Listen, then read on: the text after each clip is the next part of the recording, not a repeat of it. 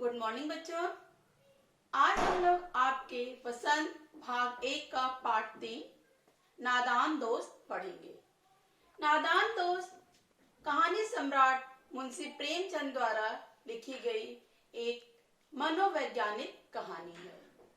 प्रस्तुत कहानी में मुंशी प्रेमचंद ने बाल मन का बड़ा ही मनोवैज्ञानिक चित्रण किया है। इस कहानी को बच्चों हम लोग 3 पार्ट में पढ़ेंगे। पहले भाग में क्या है, 2 बच्चे हैं, एक है श्यामा और दूसरा है केशव। ये दोनों भाई बहन हैं। इनके घर के कार्निस पर एक चिड़िया ने अंडे दिए हुए हैं। कार्निस का मतलब होता है बच्चों छज्जा, कह सकते हैं आप, जो घर के ऊपर लगता है दरवाजे खिड़कियों के ऊपर आड़ करने के लिए। तो वहां पे चिड़िया ने अंडे दिए हुए हैं। अब बच्चे क्या करते हैं, उन अंडों को देखने में इतने तल्लीन रहते हैं कि उन्हें खाने पीने की भी सुध नहीं रहती है। वो पूरे टाइम अंडों को देखते रहते हैं। ये देखिए चिड़िया ने अंडे दिए हुए हैं उनके कार्निस पर। अब कुछ दिनों के बाद क्या होता है कि बच्चे सोचते हैं कि अब तो कुछ दिन हो गए, अब चिड़िया के अंडों से बच्चे निकल गए होंगे। मतलब बच्चों के मन में चिड़िया और चिड़िया के अंडों को लेकर के बहुत तरह का कौतूहल जगता है। और वो श्यामा और केशव जो दोनों भाई बहन हैं, वो एक दूसरे से ही प्रश्न करते हैं चिड़िया और चिड़ियों के अंडे के बारे में, और खुद ही उत्तर दे करके अपने आप को आश्वस्त करते हैं। उनके मन में जो प्रश्न उठते हैं वो कैसे उठते हैं, वो एक दूसरे से पूछते हैं, अब तो चिड़िया के अंडों में से बच्चे निकल गए होंगे, पता नहीं बच्चे कितने होंगे, कैसे होंगे, बच्चों के पंख कैसे निकलते होंगे, वो कैसे उड़ना सीखते होंगे, आदि तमाम तरह के उनके मन में प्रश्न उठते हैं।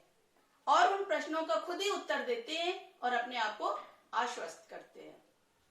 ऐसा इसलिए होता है क्योंकि बच्चों के जो माता पिता हैं वो उनके प्रश्नों का उत्तर नहीं देते हैं। माँ घर के कामकाज में व्यस्त रहती है और पिताजी दफ्तर के कामकाज में व्यस्त रहते हैं। कहने का तात्पर्य यह है कि माता पिता के पास बच्चों के प्रश्नों का उत्तर देने का फुर्सत नहीं होता है। बच्चों के मन में चिड़िया के रहने खाने को लेकर के कुछ चिंता जगती है। गर्मी का दिन है, कार्निस पे चिड़िया ने अंडे दिए हुए हैं, अब उनको धूप लगती होगी, चिड़िया पता नहीं क्या खिलाएगी बच्चों को, कैसे खिलाएगी, कहाँ से चारा पानी लाएगी। उसके लिए क्या करते हैं बच्चे कि कार्निस पर चढ़ करके अंडों को देखने का विचार करते हैं। एक दिन दोपहर में जब उनकी माँ सो जाती है तो बच्चे क्या करते हैं कि कार्निस पे चढ़ने के लिए व्यवस्था करते हैं। चुपके से उठते हैं कार्निस के नीचे। देखिए ये कार्निस के नीचे बच्चे आकर के खड़े हो जाते हैं। लेकिन अब उनके पास समस्या होती है कि वो कार्निस तक पहुंचे कैसे, अंडों को देखे कैसे।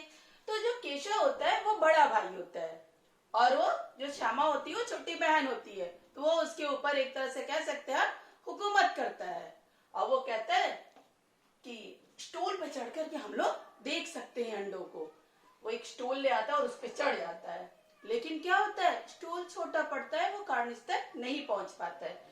फिर क्या करते हैं सर, बाथरूम का एक स्टूल होता है छोटा, उसको ले आते हैं और उसको नीचे रख करके उसके ऊपर एक और स्टूल रख के चढ़ता है जब केशव, तो वो कार्निस तक पहुंच जाता है और वो देखता है, बोलता है अरे वाह 3 अंडे हैं। अब वो सब चिड़िया के खाने पीने को लेकर के परेशान होते हैं।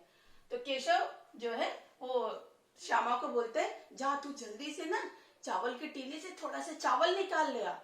श्यामा जाती है और टीने से थोड़ा सा चावल निकाल ले आती है। केशव क्या करता है, जो किचन में उनकी अम्मा जी एक पत्थर की कटोरी रखती है जिसमें तेल रखने के लिए, उसको छुप के अपने अम्मा जी से तेल को गिरा देता है और कटोरी को मांज के खूब अच्छे से साफ कर लेता है उसके पानी के लिए।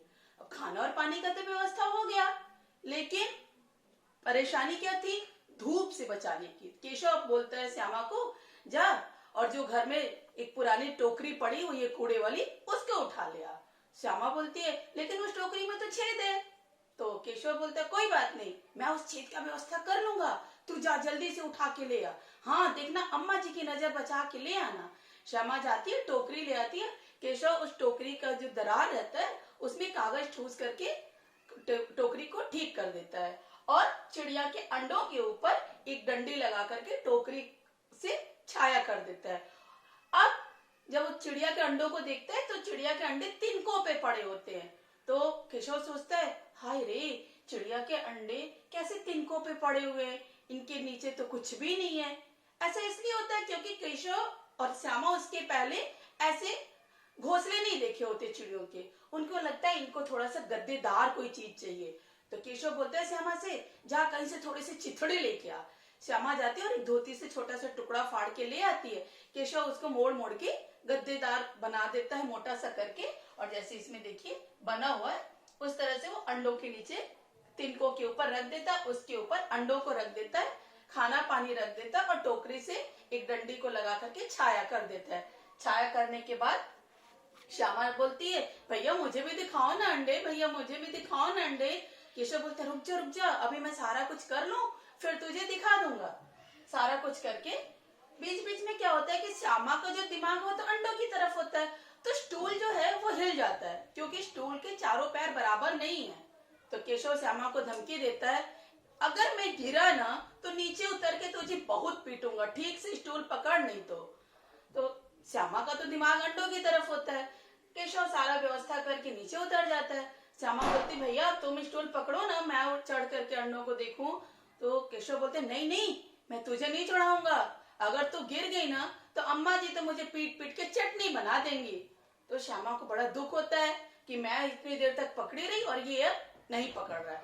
इतने में माता जी को देख उठती है, देखती है कि बच्चे नहीं है।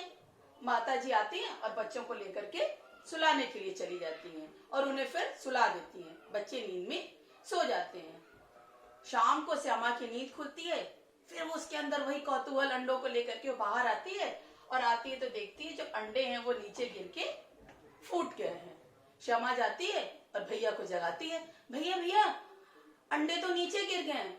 केशव भी भागा आता है और देखता है कि अंडे नीचे गिर गए हैं। वो बड़ा उदास हो जाता है।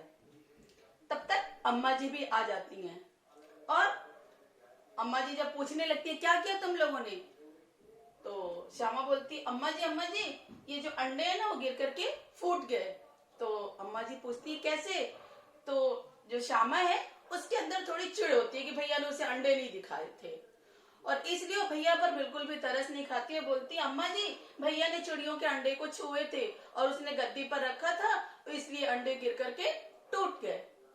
तो अम्मा जी को बच्चों की बात को सुन करके थोड़ा हंसी भी आता है और वो बच्चों को बोलती हैं कि क्या तुम लोगों को ये पता नहीं है कि अगर तुम किसी चिड़िया के अंडों को छू दोगे तो वो अंडे गंदे हो जाते हैं और फिर उसे चिड़िया सेती नहीं है, इसलिए चिड़िया ने अपने अंडे खुद ही मार करके गिरा दिए। बच्चों को इस बात की जानकारी नहीं होती है। फिर अम्मा जी केशव को डांटते हुए कहती हैं, तुम्हें तो पाप लगेगा इन तीन चिड़ियों को जान लेने का।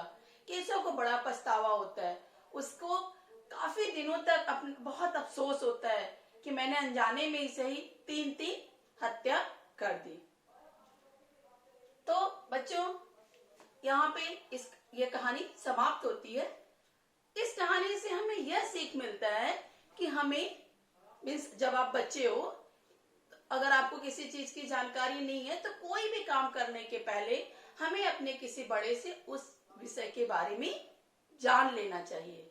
क्योंकि ये जो दोनों बच्चे हैं, अगर वो किसी बड़े से चिड़िया के अंडों के बारे में जान लिए होते कि उन्हें छू देने से फिर चिड़िया उन्हें नहीं सेती है, तो नादानी बस ही सही उन्हें 3 अंडों की हत्या का पाप नहीं लगता। यह कहानी यहीं पर समाप्त होती है। धन्यवाद। आपका दिन मंगलमय हो।